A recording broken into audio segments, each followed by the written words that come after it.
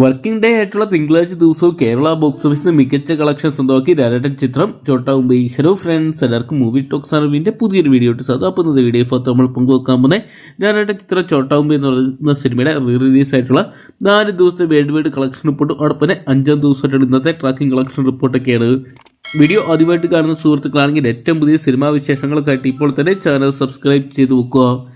മലയാളത്തിന് സ്വന്തം രാരട്ടനെ കേന്ദ്ര കഥാപാത്രമാക്കി 2007 അൻവർ റഷീദിന്റെ തിരക്കഥയിൽ സംവിധാനം ചെയ്ത ചിത്രമായിരുന്നു ചോട്ടാ മുംബൈ എന്ന് പറയുന്ന സിനിമ. അന്ന് വലിയ വിജയങ്ങളായിട്ട് ചിത്രം മാറിയിട്ടുണ്ടായിരുന്നു. ഇപ്പോഴത്തെ ചിത്രം 18 വർഷങ്ങൾക്കിപ്പുറം തിയേറ്ററുകളിൽ ആഘോഷം നിറയ്ക്കുകയാണ് ഫാൻസിന്.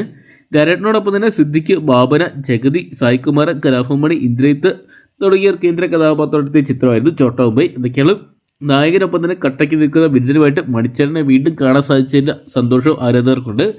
ഇപ്പോൾ ചിത്രത്തിന്റെ ഏറ്റവും ലേറ്റസ്റ്റ് ആയിട്ടുള്ള തിങ്കളാഴ്ച ദിവസത്തെ കണക്കുകൾ പുറത്തു വരുമ്പോൾ ചിത്രത്തിന് 4ാം ദിവസം കേരള ബോക്സ് ഓഫീസിൽ 35 ലക്ഷം രൂപയോളം കണ്ടെത്താൻ സാധിച്ചെന്നാണ് പുറത്തു വരുന്ന റിപ്പോർട്ടുകൾ.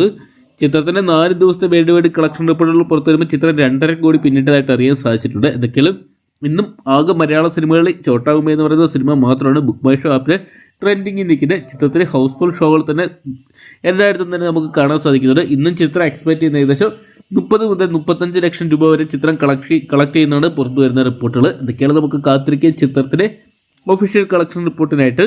അപ്പോൾ ചോട്ടാ മുംബൈ എന്ന് പറയുന്ന സിനിമയുടെ 4K വെർഷൻ നിങ്ങളും കണ്ടിട്ടുണ്ടെങ്കിൽ സിനിമയെക്കുറിച്ചുള്ള നിങ്ങളുടെ വിലയേറിയ അഭിപ്രായങ്ങൾ കമൻറ്റ് ബോക്സിൽ പോകുക.